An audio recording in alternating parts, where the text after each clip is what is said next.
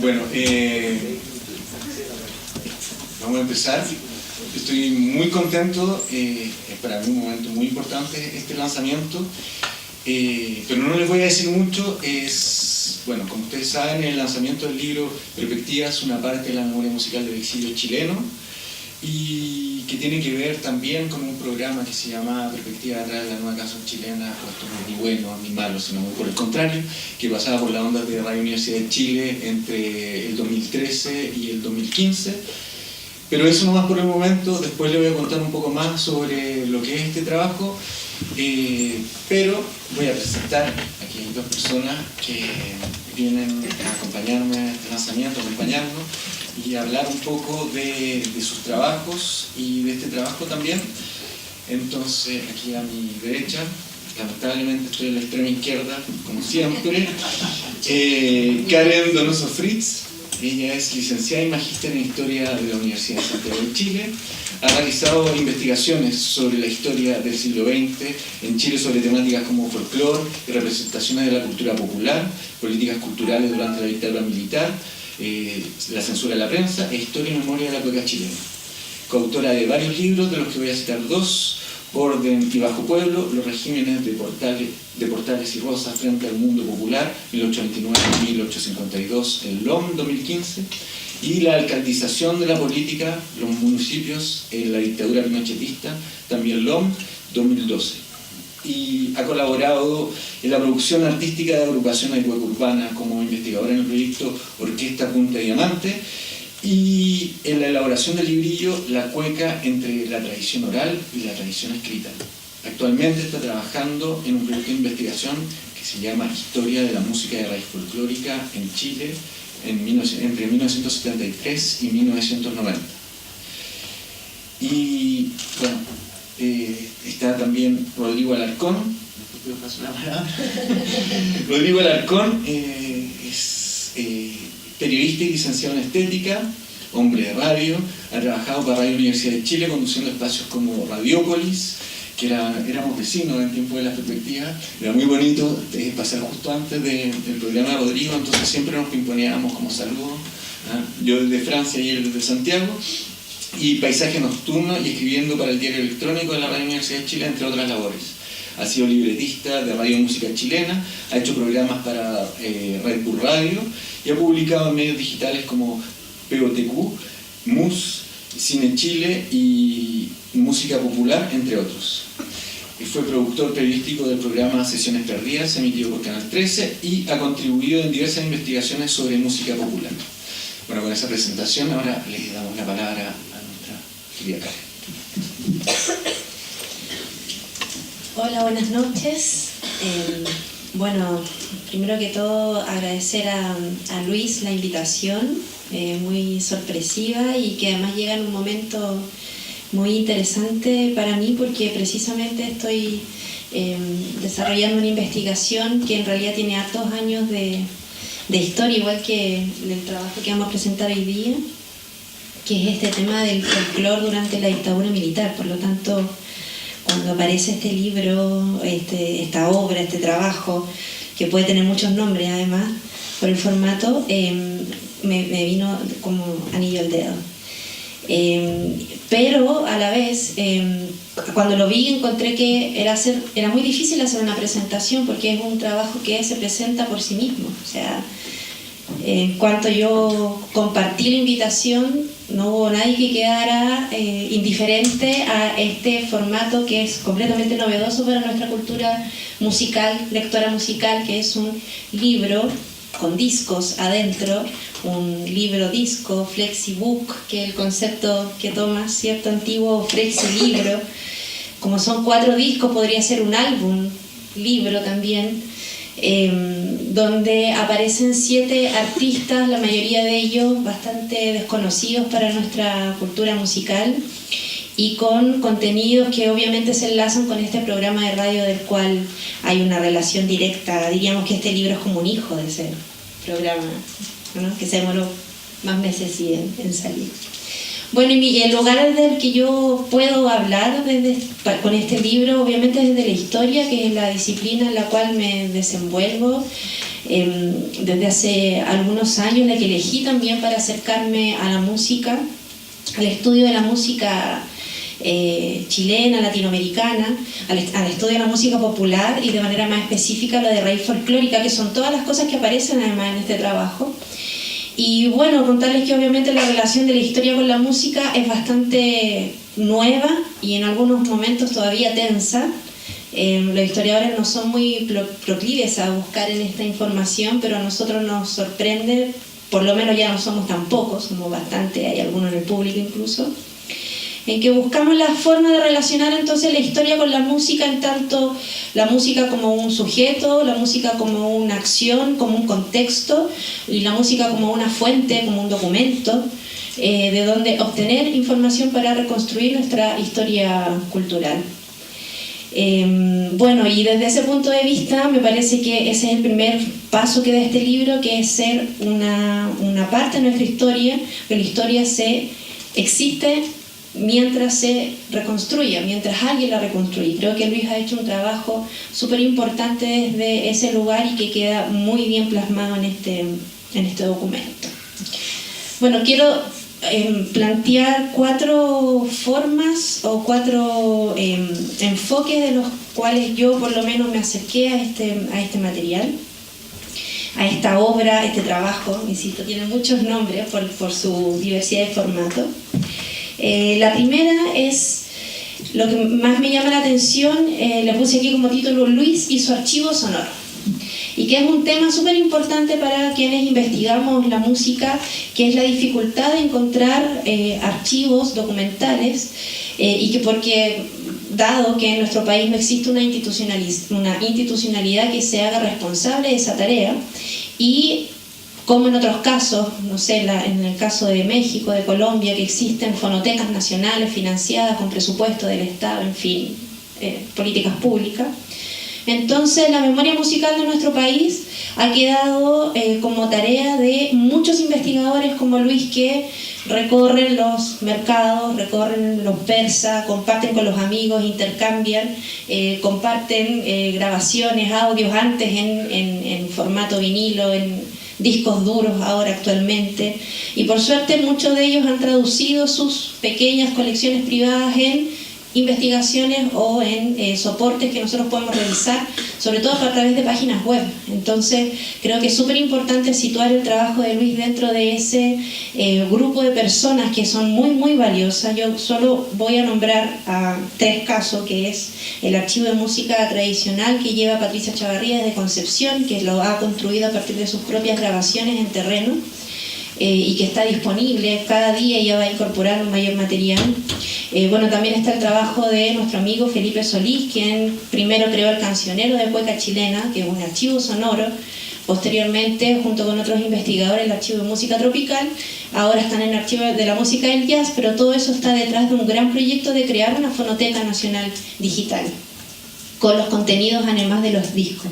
Bueno, está el caso de Perrerac también, que es un soporte virtual al cual consulto cotidianamente buscando información, y creo que estos 3 casos, que son los que yo más conozco, se suman y creo que es necesario que se vayan haciendo fuerza, y bueno, lo que hace Luis está directamente relacionado con eso. Sobre todo considerando que incluso sabiendo que hay un problema para reconstruir la historia musical, todavía no se hace nada con lo que está pasando hoy en día. O sea, ni siquiera es posible ver todo lo que se publica hoy en día de música. En uno de tus programas aparecía, si no me equivoco, Francisco Moca, que decía que en Suecia, la radio de Suecia tenía un tremendo archivo. Qué ganas de conocerlo.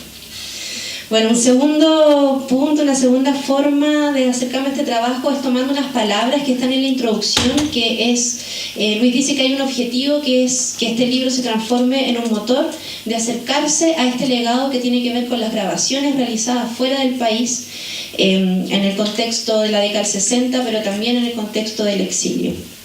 Creo que ese objetivo está completamente logrado, que el libro te atrapa de manera inmediata, uno quiere escuchar, quiere leer de manera automáticamente quieres escuchar los programas. Creo que eso está completamente logrado, pero creo que va más allá. A partir de este libro también, de este trabajo, bueno, se puede estudiar, reestudiar, problematizar la música en el exterior, la música chilena en el exterior y la música del exilio, la canción del exilio, lo que se suma además a proyectos muy contemporáneos también con respecto a nuevos trabajos sobre la nueva canción chilena, pero también sobre la música producida en el exilio. Pero hacernos la pregunta de la música chilena en el exterior nos lleva a recuestionarnos o a problematizar la definición de música popular chilena, o sea, más allá del territorio, más allá de las fronteras, a redefinirnos. Incluso yo, desde el lugar en el que estoy haciendo mi propia investigación, se me amplía completamente, se me cuestiono cómo yo comprendo y cómo yo defino música popular chilena. Y finalmente creo que nos lleva a preguntarnos sobre la relación de la música con otros contextos, ya no solo latinoamericanos, sino que europeos. Este dato, digo exilio y previo, porque los dos primeros discos que aparecen en el trabajo fueron grabados antes del 73 con dos músicos, dos cantores alucinantes que participan del movimiento de la música andina en Europa, que son antecedentes que están recién escribiéndose. Tal vez son partes de la memoria, pero están recién siendo temas tratados en la literatura sobre la música y la nueva canción. Bueno, creo que esto es una invitación entonces a hacer una especie de zoom de agrandar esa imagen, la imagen de la canción del exilio, y obviamente ir más allá, y yo espero que el propio Luis vaya más allá también con su trabajo.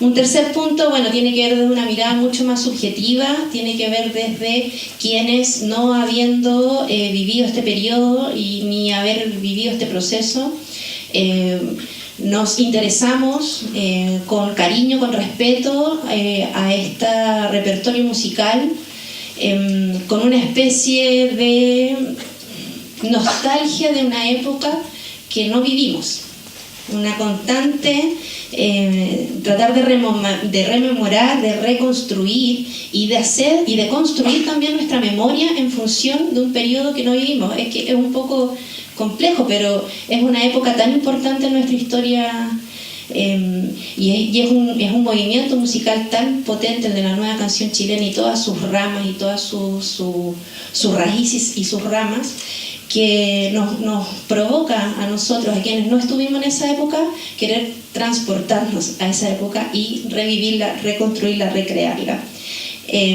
Me parece entonces que así como la memoria se activa, la memoria de quien vivió los procesos se activa por determinados sucesos, para quienes no vivimos esta época, este trabajo también nos sirve para reconstruir y activar esa memoria. Bueno, y finalmente, desde un planteamiento o desde una inquietud muy personal, este libro me deja la pregunta sobre el desarrollo de la música de raíz folclórica, o de la música folclórica o de proyección folclórica, dependiente del concepto. ¿Cómo se desarrolló este tipo de música en un contexto fuera del país? Tenemos más o menos reconstruido qué es lo que pasa en Chile, cuáles son las transformaciones estilísticas, sonoras, de concepto incluso, pero aquí Luis nos pone una problemática, y decir qué es lo que pasa con esta música en el exterior, qué es lo que pasa, cómo se relaciona esta música que tiene se complejiza porque tiene una relación directa con la definición de las identidades nacionales, con la definición de un Estado que se está modernizando, que genera políticas públicas. ¿Qué pasa con esa música que se crea en ese contexto, en un exilio donde ya se problematizan las políticas culturales, se problematiza la relación con el Estado? El contexto entonces cambia, y eso es muy interesante porque hoy día creo que estamos en un proceso muy distinto. El contexto ha cambiado, la música raíz folclórica no está en el mismo contexto en el que nació, pero todavía persiste, y persiste la raíz folclórica no solo en la música cercana a los sonidos, a los ritmos y a los instrumentos de la cultura tradicional, sino que también la raíz folclórica está presente en cada una de las áreas musicales a raíz de los premios Pulsar, siempre bromeamos en el premio, en el jurado de música raíz, que ese premio no debiera existir porque ya hoy día hay rock de raíz, jazz de raíz. De hecho, los que ganaron el jazz, ayer ellos dijeron nosotros postulamos folclore y nos cambiaron de categoría. Entonces, me parece que es muy interesante lo que está pasando con el folclore. Se me aparece el folclore en todas partes. Algunas preguntas nomás que me quedan. El papel del cantor, la Juan Capra de verdad que me dejó sorprendía su interpretación vocal, su interpretación de la guitarra, llena, como dices tú Luis, llena un espacio sonoro con una guitarra y una voz. Es impresionante, pareciera que esa figura se pierde un poquito en Chile, pero allá como que sobrevive un poco más con este personaje. Bueno, obviamente la relación folclore y política que está planteada en el libro todo el tiempo, porque además lo que hace Luis es precisamente rescatar aquellas canciones que tienen mayor crítica política y agudeza en ese sentido. Reivindicar un poco el concepto de la canción del exilio en tanto una canción política. Y como dice Marisol García en su libro Canción Valiente, esa canción que puede decir lo que en el interior no se puede decir. Allá sí se puede. Bueno, y lo que me queda también pendiente, y que es algo que conversamos en algún momento, que qué pasa con la mujer y la cantora. Está bastante menos, tiene menos presencia en este trabajo, pero en general en la nueva canción no conversábamos. Entonces son temas que creo que es posible abrir desde acá. Es un trabajo, yo realmente se lo recomiendo, un trabajo de lujo en su contenido, en su formato, es un trabajo necesario, es un trabajo que nos deja con gusto a poco, y yo espero que esto sea solo la primera parte, Luis. Así que los invito a buscarlo, a leerlo, a compartirlo. En fin, muchas gracias.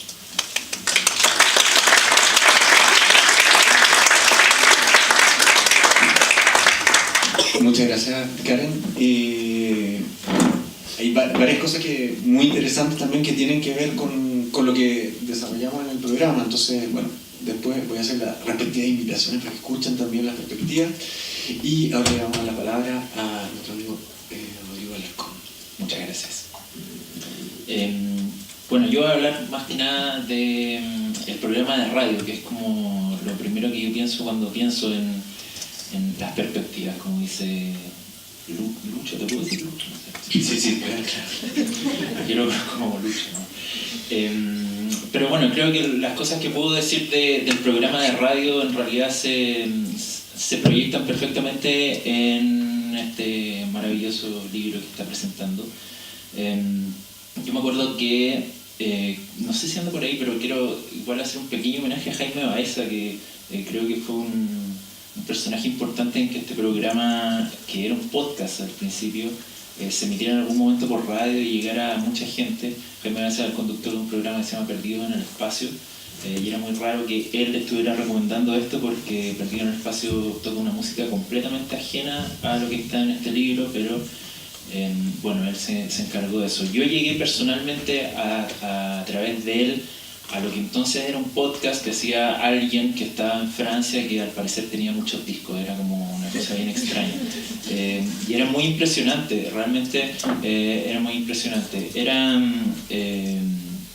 muy bonito escuchar el programa, porque como me parece que dice en la introducción, a pesar de que es música entre comillas vieja, cuando uno la escuchaba eran prácticamente cosas nuevas siempre.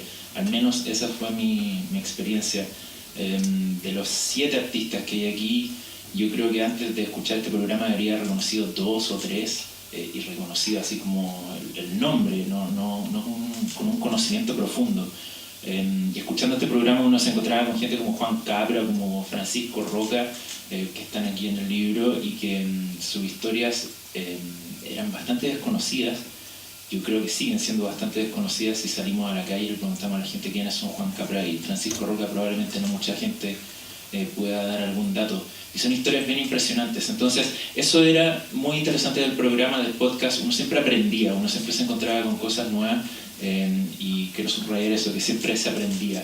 Había programas donde uno se encontraba como con los nombres clásicos de la nueva canción chilena, los Parra, los Mans, los Inti Illimani, los Quilapayún. pero de algún modo el podcast se lo arreglaba para presentar o alguna rareza o alguna cosa nueva, alguna cosa no tan conocida, o las mismas introducciones que hacía Lucho hacían que eso que aparentemente era muy conocido en realidad tomara un carácter nuevo.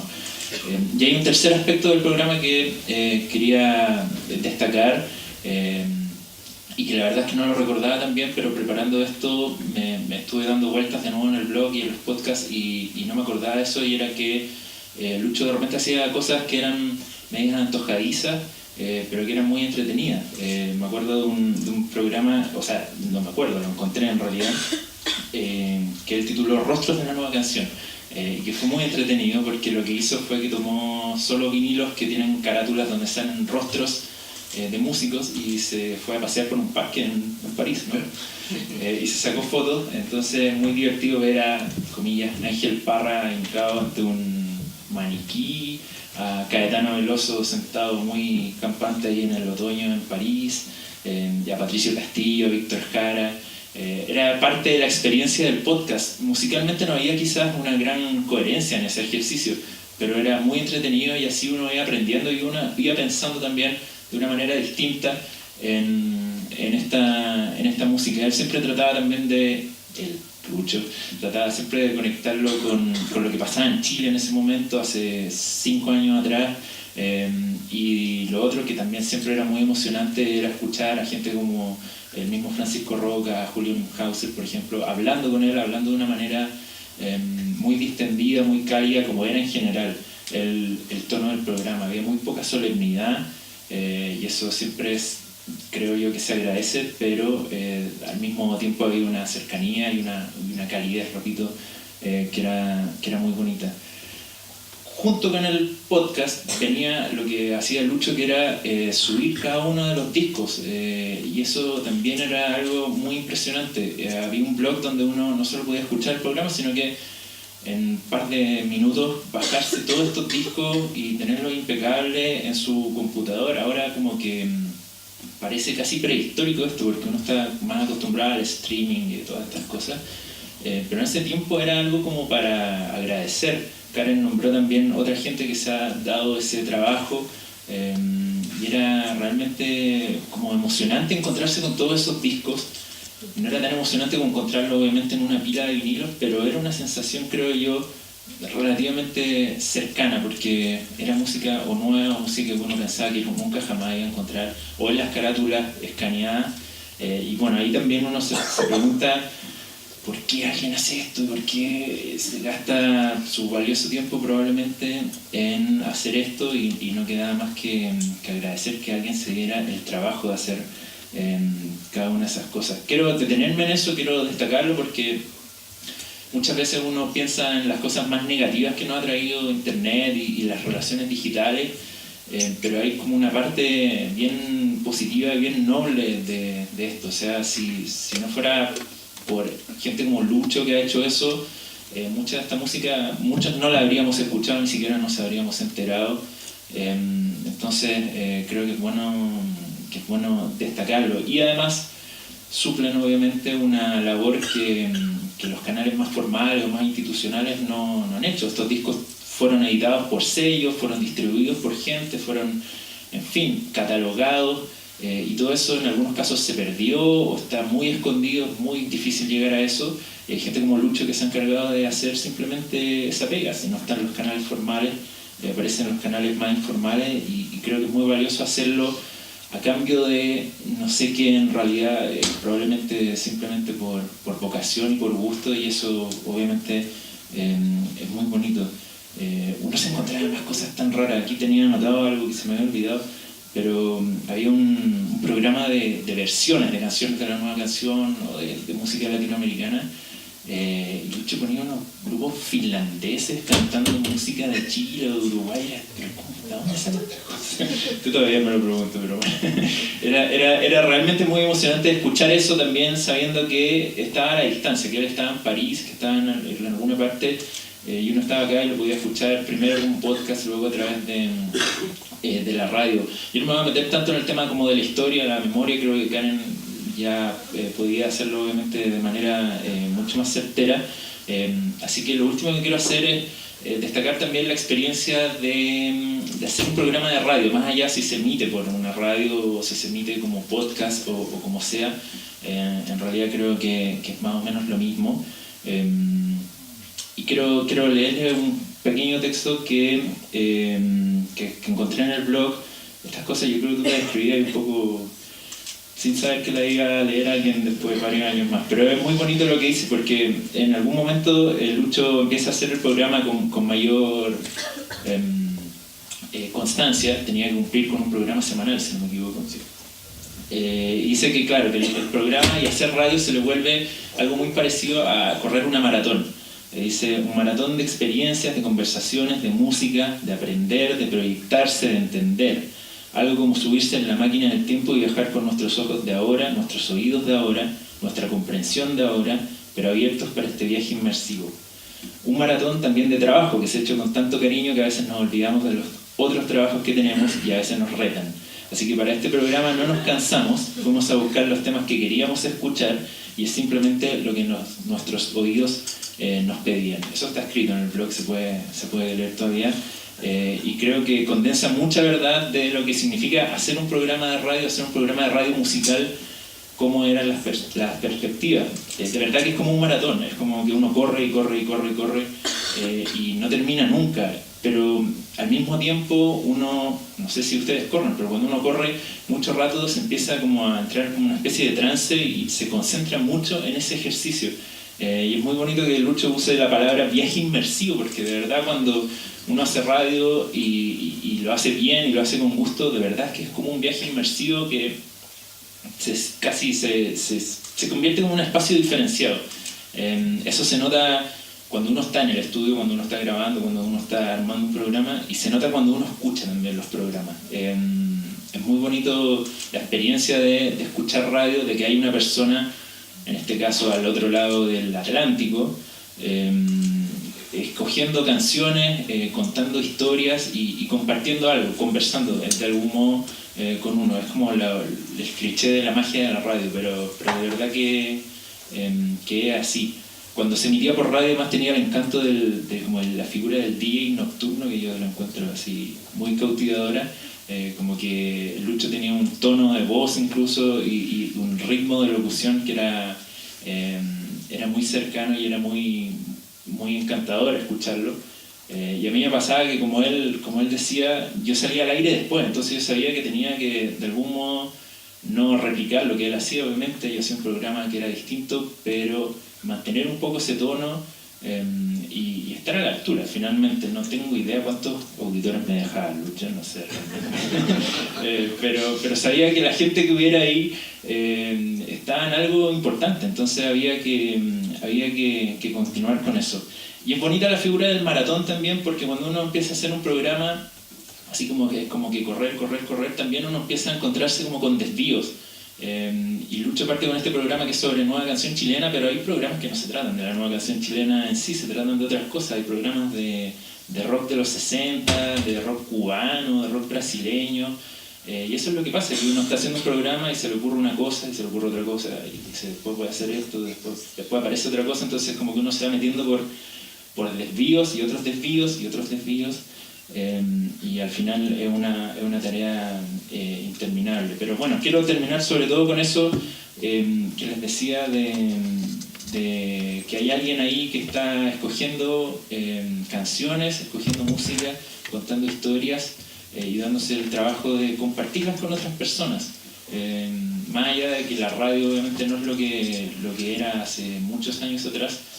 Ahora son podcasts, ahora son otros formatos, pero la idea es más o menos lo mismo. Y yo creo que eso es muy ancestral y es muy vigente al mismo tiempo, es conversar finalmente. Ahora uno no se junta mucho con la gente a escuchar música, como que escuchamos música de manera más individual, más audífono, pero es ese ejercicio que es muy bonito, es muy sano y es muy noble, finalmente es compartir. Creo que eso está en el podcast, está en el programa de radio, está en el blog y está obviamente también presente en este libro, así que solamente hay que darle las gracias a la gente que comparte.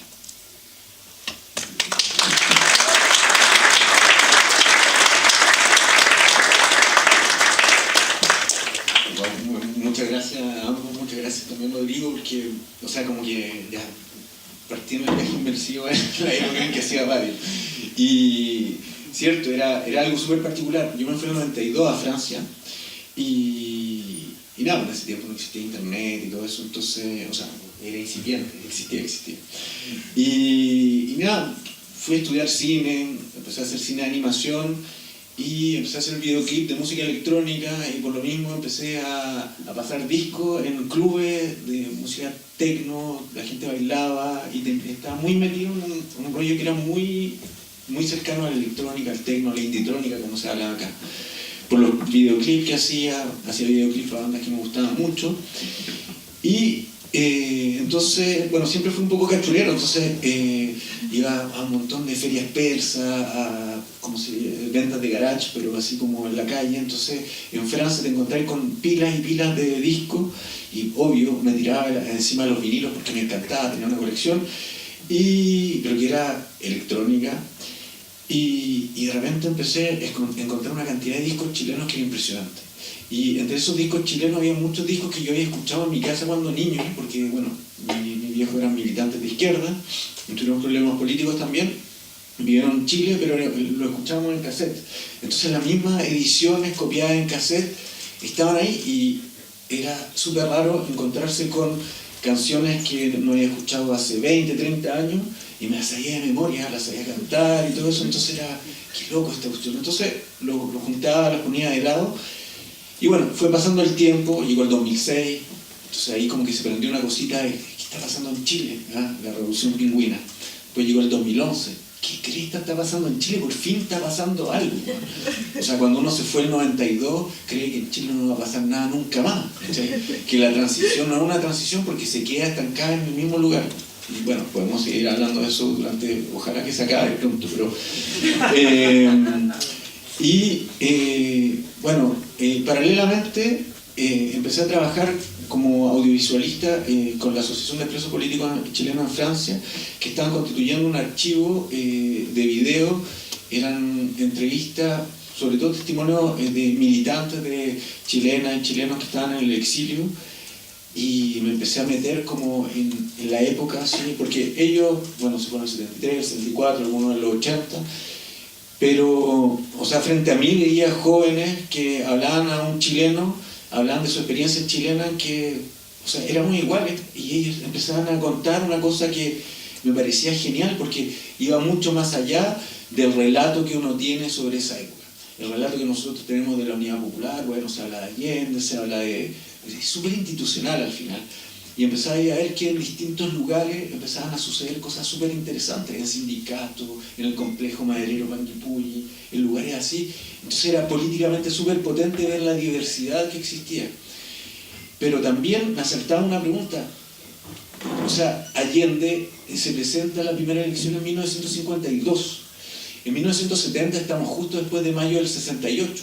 Hay una ruptura generacional en todo el mundo con los proyectos políticos tradicionales de izquierda, o sea, Francia, México, Checoslovaquia. Están pasando cosas súper potentes en ese momento. ¿Y qué cresta pasa en Chile? Que la juventud adhiere a un señor que va a cumplir 60 años, que va por la cuarta reelección con partidos políticos tradicionales que están ahí dando la pelea todo el tiempo, que están ya instalados en la institucionalidad. ¿Qué cresta pasa en Chile que sucede eso? ¿Por qué Chile es diferente, la experiencia chilena es diferente de lo que pasa en otros lados? Entonces, como que cuaja todo y un día Jaime se acerca y me dice, puta, estáis haciendo este blog, está interesante y todo, y se vienen los 40 años del golpe, no tengo idea qué decir de eso. ¿No quería hacer el programa? Y digo, bueno, perfecto. Y yo estaba trabajando también en un documental radiofónico para Radio France Culture. Le había presentado un proyecto sobre la relación de la música chilena y Francia. Es cosa muy interesante de descubrir ahí también. O sea, las primeras grabaciones de larga duración de La Violeta son en Francia. Antes había grabado puros 78 discos de Victrola en Chile, que era un tema por lado, y ahí graba los primeros 8 títulos, 2 discos, en Le Chant du Monde, en el 55 y 56, que salen allá en el primer viaje. Y a partir de ahí se genera todo un trabajo, o sea, existe una continuidad de la música chilena, que era una música rara, no era súper exótica, pero era brutal para ellos. O sea, hay anécdotas que dicen que Margot Loyola está en el primer viaje también de la Violeta, se toman en París y va al Musée de l'Homme, al Museo del Hombre, porque la Violeta le dice, oye, me invitaron a grabar unas cosas allá, y Margot Loyola va y dice, bueno, existe la posibilidad de grabar, y hacen un ensayo y le dicen, no, sabe que no va a grabar porque usted canta bien. Entonces, eso, le gustaba la brutalidad de la Violeta. Entonces, eso era Chile. Después de que se viene Violeta, claro, era fome, porque no era exótico, no era tan raro. Y bueno, me estoy yendo por las ramas, pero todo esto es que lo que sucede allá es súper interesante. Por ejemplo, hablabas de Julio Neuhauser. Julio Neuhauser, cuando lo entrevistamos, yo le pregunto, pero usted en el Quilapayún, en el primer Quilapayún, ¿dónde está inspirado? ¿Dónde se inspiran para la música andina? Porque en ese tiempo, o sea, hay que saber, hoy día todo el mundo anda con un charango en la calle tocando. Y en ese tiempo no se conocía el charango. El charango era un instrumento de indios que venía de por allá de Bolivia, ¿cachai? Y ellos dicen, no, es que yo tenía discos de los Incas. Los Incas es un grupo que se produce en Francia, donde son casi todos argentinos, pero no únicamente, a fines de los años 50, el comienzo de los años 60, y el hit de los Incas es El Cóndor Pasa, pero es conocido por nosotros porque lo retoma Simon Garfunkel y hacen If I Could, pero sobre la grabación de los Incas hacen un juicio, tienen ahí los Incas recuperan un poco la plata de este hit internacional, pero de ahí viene la música andina que toca el Quilapayún, o sea, viene de Francia. Los instrumentos, el cuadro venezolano. ¿Quién conocía el cuadro venezolano en Chile? Hasta que llegara Isabel Parra en 1965 con este instrumento que había aprendido porque había pololeado con Juan Guerra, que era un cuatrero venezolano que tocaba en uno de los boliches en París. La Peña de los Parras viene también de las experiencias que ellos tuvieron en París. O sea, ellos vieron que habían estos locales donde se hacían cosas, donde se tocaba música latinoamericana, y bueno, llegan a Chile y empiezan a buscar pega los Parras y van al Bim Bam Boom, no pillan pega porque no estaban vestidos de guaso, entonces dicen, bueno, vamos a montar una cosa, y en ese momento Juan Capra, pintor, que tenía un taller en calle Carmen, el número 340, dice, pucha, estoy chato de Chile, me quiero ir, y les deja el taller donde Juan Capra tocaba, pintaba y compartía con otro artista, y ahí fundan la Peña de los Parras. Entonces era toda esta relación que tenía que ver con Brasil. Bueno, me estoy alargando un montón, pero entonces Jaime me propone, hazte el programa de los 40 años. Y yo digo, sí, pero hay una manera que yo veía en ese momento de tratar la memoria aquí en Chile, la memoria, el Museo de la Memoria, por ejemplo, el Museo de la Memoria parte el 11 de septiembre del 73, como si antes no hubiera memoria. Entonces, en vez de hablar de sufrimiento y todo lo que fue duro, o sea, no voy a negar que fue duro, la dictadura y el golpe y todo eso, fue terrible, pero los chilenos que yo había visto allá no se consideraban víctimas, se consideraban actores del proceso político que estaban viviendo. Y yo sentía que en Chile se estaba olvidando un poco el proceso político, o sea, ¿qué tiene que ver el Partido Socialista actual con el proyecto político de Allende en 1970? ¿Qué tiene que ver lo que están haciendo? O sea, cuando ellos asumen el neoliberalismo completamente, están renunciando a un proyecto político y lo están escondiendo bajo una legitimación que obtienen a través del sufrimiento que ciertamente tuvieron. Entonces, para mí era como eso, como ocupar los discos que tenía ahí, como para proyectarme en una época, para entender también esto que fue hecho por jóvenes. Lo que me gustaba de ellos era que eran jóvenes. Entonces, como conversábamos y ya empezaba a entrar en esta cosa, a conocer mucho mejor lo que estaba sucediendo en esa época, de repente estábamos conversando en los programas y me decían, bueno, en 1971 hicimos la representación de la población en un teatro ahí en el centro, con videos atrás, que no eran videos, eran proyecciones de film, y que estaban tocando, era el Marcelo Castillo, que aquí aparece en el proyecto, el grupo Héctor Pavés, que en ese tiempo tocaba con el Guamarí y que trabaja en el disco La Población de Víctor Jara, y que me decía, bueno, él no veía lo que estaba pasando porque veía solo las reacciones del público y todo eso, pero ¿te acordás? Me dice. Y digo, bueno, sí, yo nací en el 71, entonces ¿cómo me voy a acordar? Y sucedían ese tipo de cosas porque, o sea, yo me siento joven, ¿no? Perdón, pero éramos dos jóvenes conversando de experiencias juveniles, ¿cachai? Entonces, eso era súper bonito, entonces era como, de verdad era una inmersión, como tú decías, o sea, sí, como tú lo recordabas en eso. Y bueno, entonces, como colgarse estas cosas para reconstruir un poco nuestra memoria, nuestra historia. Y colgarse las cosas que están ahí, pero también colgarse las cosas que no están. Quería citar a, no es chileno, es cubano, pero que cita también a Bertolt Brecht, que dice, hay hombres que luchan un día y son buenos, hay hombres que luchan un año y son mejores, hay quienes luchan muchos años y son más buenos, y están los que luchan toda la vida, eso son los imprescindibles. Y yo me pregunto, ¿y dónde están las mujeres ahí? Entonces, esas cosas, ¿por qué cuando, por ejemplo, vemos que la historia, o sea, las precursoras del movimiento de la nueva canción, por una parte, son todas mujeres, son Gabriela Pizarro y el conjunto Millaray, está Margot Loyola, obviamente, y está la Violeta Parra, y después, en el movimiento de la nueva canción chilena, ¿por qué no hay mujeres? ¿Por qué la única mujer al principio es la Isabel? Bueno, hay otras que aparecen después, un poco más tardío, entonces... O sea, todas estas cosas también nos hablan por omisión de muchas cosas. Entonces, bueno, para ir cerrando un poco y para hablar también de esto, lo que a mí también me sorprendía, visto de allá, y habiendo descubierto un montón de material nuevo, era que lo que aquí se conoce como música del exilio eran artistas que eran conocidos todos antes del golpe de Estado. O sea, nómbrenme a un artista del exilio que conozcamos así, que sea como de común, que no haya sido conocido, no haya publicado discos antes del golpe.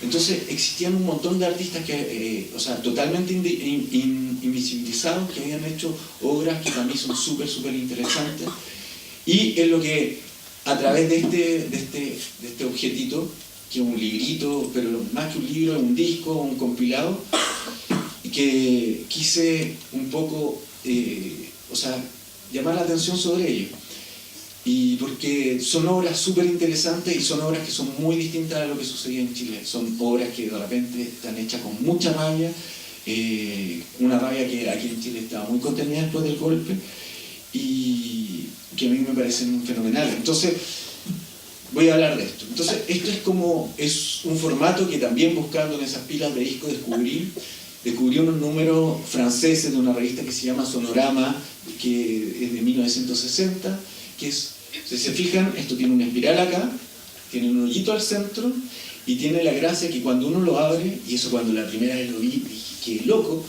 que lo vi que coincidía, vi que tenía un disco flexible adentro, y vi que se podía poner en el tocadisco, y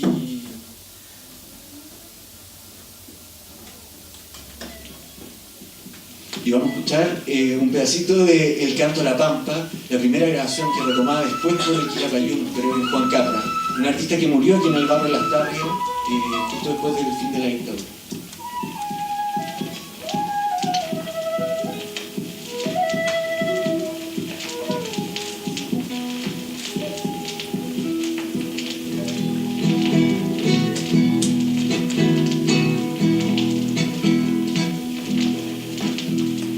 Canto a la pampa, la tierra triste, retro la tierra de maldición. Perdón, pero ya saben cómo sigue la canción, se la conocen, pero es para que lo escuchen. Entonces, como Juan Capra también, habían otros artistas, y está, perdonen que me estire un poco, pero bueno, les voy a hacer un cuento. Después sigue Francisco Roca. Francisco Roca fue algo muy raro, porque en casa de un exiliado me encontré con un disco que se llama Canto de Lucha de Chile. Está por acá. Este de acá. Es un disco bien interesante, que si ven así, y está publicado por el Comité de Apoyo a la Lucha Revolucionaria del Pueblo de Chile, el Comité de Soutien a la Lutte Révolutionnaire du Peuple de Chile. Y ven ahí una América Latina, un arma. Y no está firmado. Y no lo conocía. ¿Y quién es este weón? Entonces un día, leyendo un libro, que es un libro muy interesante y los investigadores acá deberían procurárselo porque es una tesis de doctorado de 1978 que se publicó en Francia en 1980, se llama La Nouvelle Chanson Chilena en Exil, la nueva canción chilena en exilio de Bernard Bessières, y él dice, bueno, vamos a hablar de un montón de artistas, pero no vamos a hablar de Francisco Roca que hizo este disco porque es un francotirador de ultraizquierda. Entonces con eso, claro, con esa citación supe quién era este tipo y después hilando me encontré con otros discos y es un intérprete genial. Tiene la gracia, hay un tema aquí que se llama Guillatún de Violeta Parra y tiene la gracia que es alguien que sabe interpretar a la Violeta como nadie, porque casi siempre cuando se retoma la Violeta, para mi gusto, la gente le pone, la trata de arreglar, le pone más. Y cuando uno ve la carrera de la Violeta, va de más, del virtuosismo a la cosa más sencilla. O sea, cuando Violeta Parra agarra un charango en las últimas composiciones y lo toca así como si fuera una tonada, nadie toca el charango tan mal en el mundo. Y logra un tema que es fenomenal, ¿cachai? Y que marca la historia de este país. Entonces, Francisco Roca tiene esa gracia y le voy a poner algo.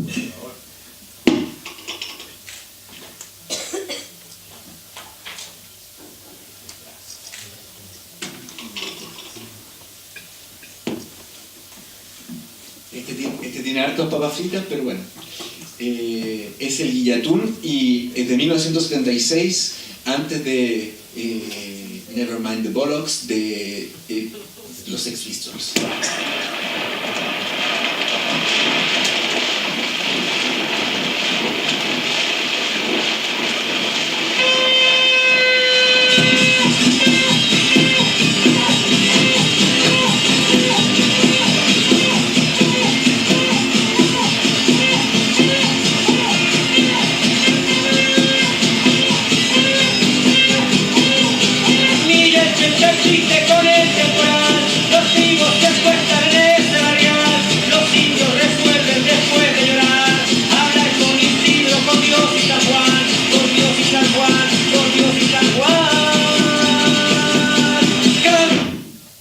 Bueno, saben también el resto. Entonces contacté a Francisco Roca y yo estaba, o sea, me gustaba mucho lo que hacía y hablamos por teléfono y me dijo, ya mira, yo estoy viviendo en Suecia, pero te voy a ir a ver a París para que grabes un programa. Y me decía porque yo estaba seguro que algún día alguien iba a desenterrar esto. Y para mí fue una emoción tremenda y es un personaje muy lindo y su historia es tremenda. Y él también, o sea, llegó a Francia en el 65, tuvo un breve paso por Chile en tiempo de la Unidad Popular y sale justo antes del golpe. Y él aprendió también a tocar allá, a tocar el charango y todo eso. Según el Pato Castillo, que el artista que viene allá, después me decía, tenía una manera súper particular de tocar el charango, sonaba súper raro porque tocaba el charango como un metalero, debajo de la villa del cinturón. Entonces eso era súper potente y le da un flow a su manera de tocar que es potente. Entonces después en el tercer disco está Patricio Castillo, que yo me moría de ganas de conocer. Es tal vez uno de los más conocidos de este libro porque forma parte del primer Quilapayún, es el tercer mosquetero del dúo Amerindios, pegándose el tremendo solo de quena en Los Coligües. ¿Ustedes se acuerdan? Un coligüe es muy delgado y muy fácil. Eso. Y después trabaja también como 10 años con Isabel Parra, lo que para mí es el mejor periodo de Isabel, justo los primeros años de exilio, donde está Ni toda la tierra entera, que es un temón, o sea, uno de los temas que hablan mejor del exilio. también participa con los Jaiba, es co-compositor de muchos de los temas de Víctor Jara a partir de 1969, a partir de Plegaria a un labrador, que es el tema que gana el primer encuentro de la nueva canción chilena, pero me habían dicho que es muy mañoso. Y ese día llegaba a la casa, entonces yo para grabar en el estudio, yo estaba súper nervioso, y fue encantador, y hablamos, o sea, teníamos que hacer un programa de 1 hora, hablamos 3 horas, pero aparecían anécdotas que eran impresionantes, entonces fue muy bonito. Y él tiene 2 discos de solista en el exilio, o sea, 2 LP, después tiene más cosas, pero 2 LPs, que uno es La Primavera Muerta en el Tejado, que es un disco, son varios temas sobre un mismo tema, que es escrito por, la letra es escrita por Patricio Mans, y la música por Patricio Castillo, en el tiempo que están asilados en la Embajada de Venezuela.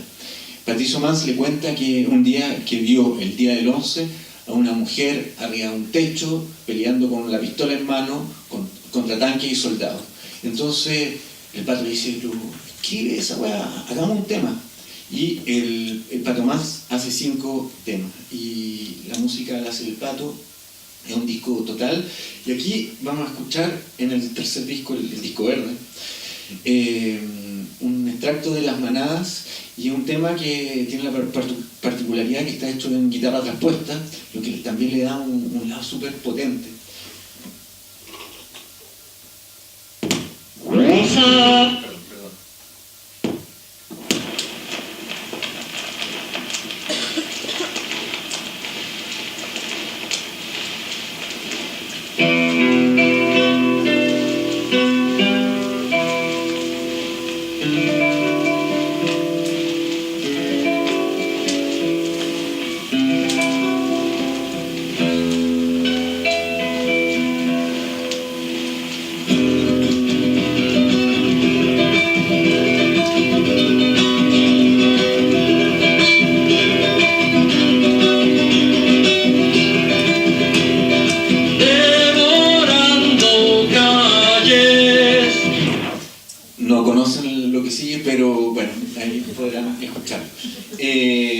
Perdón, Pato. Pero bueno. Eso, y después en el último disco traté de poner varios artistas distintos. Puse al Gitano Rodríguez, que todo el mundo conoce, pero nadie sabe lo que ha hecho. Todo el mundo conoce, por supuesto, Valparaíso, pero ¿qué más ha hecho el Gitano? Y tiene un disco que se llama Los pájaros y mar, Les oiseaux sont mer. Mira, está aquí. Que es un disco total y tiene un tema que se llama Canción de Seiza, que es espectacular. Me dijeron que tal vez venía Ignacio. ¿Está Ignacio aquí o no? Ignacio, el hijo del Gitano. Sí. Que yo no lo conozco, pero... ¿No? Qué pena, porque él también aparece en este disco cantando Duerme Negrito, y a partir de ahí el Gitano desarrolla una canción de la relación que tiene a distancia con su hijo, que le manda este cassette con su grabación, y que algún día escuchará esa canción que su padre le graba. El Gitano es un personaje impresionante, muy interesante, y este disco se lo recomiendo, y el tema Canción de Seiza también. También está Gabriela Barrenechea, que es una mujer. También hay mujeres en esta cosa, para contradecir también la cosa que decía Silvio, que decía Bertolt Brecht. Y que ella parte del exilio más tarde y viene con una manera de acercarse a la música mucho más cercana al canto nuevo.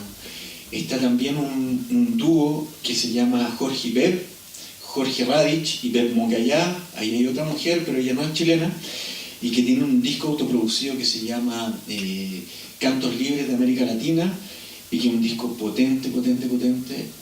Ya, eso vamos a escuchar un tema, o sea, un pedacito, ¿no? Y también está el grupo Héctor Pavés, donde está Marcelo Castillo, que era del Guamarí, y que trabajan alrededor de la obra de Héctor Pavés, el folclorista chileno del conjunto Millaray, que tiene una carrera solista también muy importante acá, pero un conjunto de canto y baile. Eso, para que tengan una idea, les voy a poner eso, y después les juro que me callo y vamos a tomar un vinito.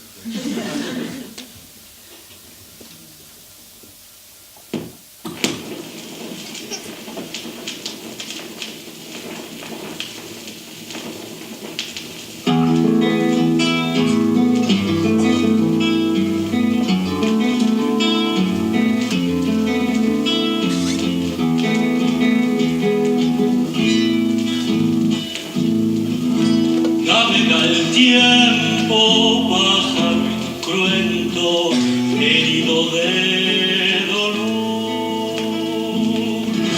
Gritos ausentes de tu simiente, nostalgia de tu voz. ¿Cómo volver? Playas de ayer, andadas huellas, caminaré. Solo después, distancia romperé.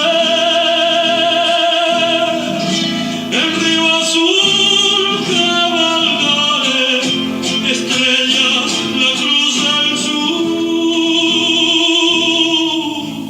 Devolver, flor de mi ayer, rocío sobre tu piel.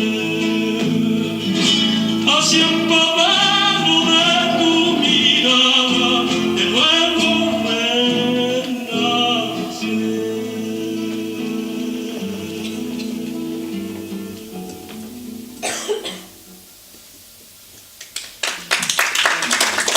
Muy bonito. Eso, no sé, entonces cuando escucho esto yo digo, ¿cómo crees que no es conocida esta weá en mi país? Entonces, era eso, a mí se me paran los pelos cuando escucho esto, porque escucho también un magallánico que habla de la imposibilidad de volver al lugar, y nada, es potente, y nada, es una persona muy linda, él y Pep, y todos ellos son, o sea, se volvieron amigos así como que eran mis últimos amigos antes de volverme acá, y ellos me dieron la gana de volver, o sea, a través de ellos también, como hice mi formación política, digamos, en parte, también con la Asociación de Expreso y los compañeros que viví ahí, y fue muy importante también como para tener unas ganas de volver. Yo nunca pensé que iba a volver a Chile, o sea, viví 23 años allá. Entonces, eso, hay artistas que no están también aquí. Por ejemplo, en Francia está el grupo Caraxú, donde participa al principio el Pato Mans y mucha gente que es muy potente, pero no lo puse porque hace 3 años salió un libro donde publican el primer disco, entonces ya hay manera de acercarse a ellos. Y bueno, y todo esto también está alrededor de la edición musical en Francia, porque podríamos hablar de Alberto Curapel, por ejemplo, que tiene una obra increíble, muy interesante, y lo invito a conocerla en Canadá.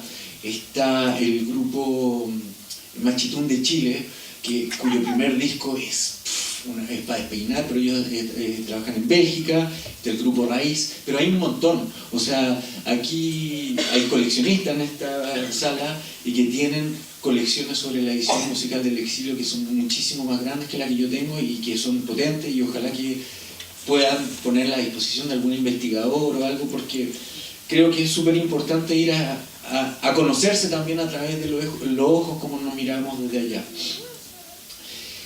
Eso, después, bueno, ya hablé del formato, también está impreso en risografía, que es un sistema que es muy muy bonito, que es muy parecido a la serigrafía, y una mezcla de serigrafía, stencil, pero también se pueden pasar los archivos por el computador, pero le da, al tener que cada color se imprime en un pase diferente, produce descalce, que le dan una cosa de época súper potente, y cada número es único, ¿no? Así que lo invito porque cada número es diferente, cada número tiene errores que no tiene el otro.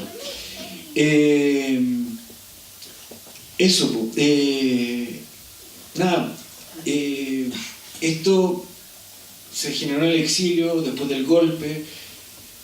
Nosotros conocemos la música en general que se hizo durante la Unidad Popular, pero hay muchas cosas que no se alcanzaron a grabar, hay muchas experiencias nuevas que están surgiendo en ese momento y que no alcanzaron a quedar plasmadas, que son muy interesantes y que lástima no podemos acceder a ellas.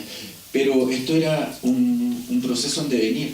La nueva canción chilena tuvo muchas cosas muy interesantes que irrigaron un poco la canción comprometida en América Latina en general. Es muy potente y fue hecha por jóvenes.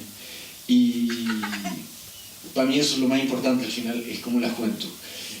Hay mucha gente que agradecer también por el programa, pero quería agradecer por ahora, porque los agradecimientos los pueden leer al final de esto, la gente que participó en la fabricación de este libro disco. Quería agradecer sobre todo, primero que nada, a Javier Pañella, que es un diseñador gráfico, que hizo todos los diseños de este objeto.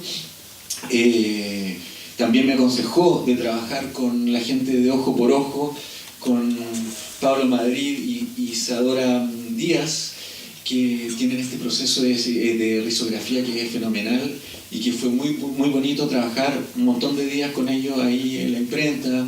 O sea, que una pieza chiquitita, con una máquina chiquitita, pero donde se pueden hacer cosas maravillosas, que queda ahí en Tobalaba. También quería agradecer a Cristóbal Carvajal, quien participó en la grabación y la masterización de estos temas, que al final no sé para qué no casamos tanto si el formato de flexible es bien malo, debo decir. Pero la gracia es como devolver también este trabajo a su formato original, si eso es la cosa. Y bueno, y si me lo piden yo les puedo mandar la cosa masterizada, donde suena potente, y tratamos de sacar el jugo a lo que logramos sacar de estos vinilos.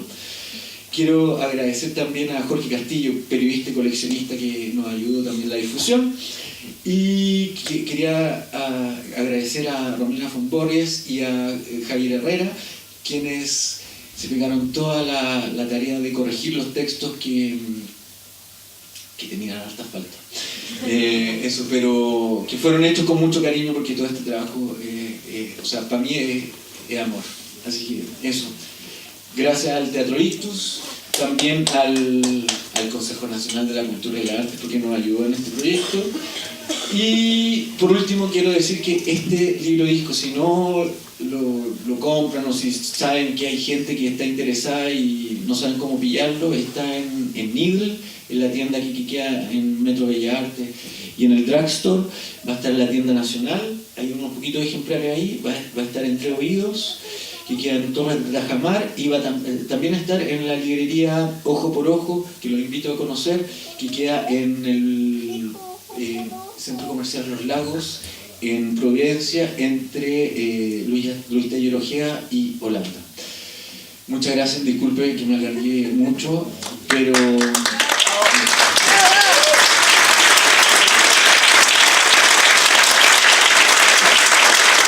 Le invitamos a un libro, de ahí podemos conversar más.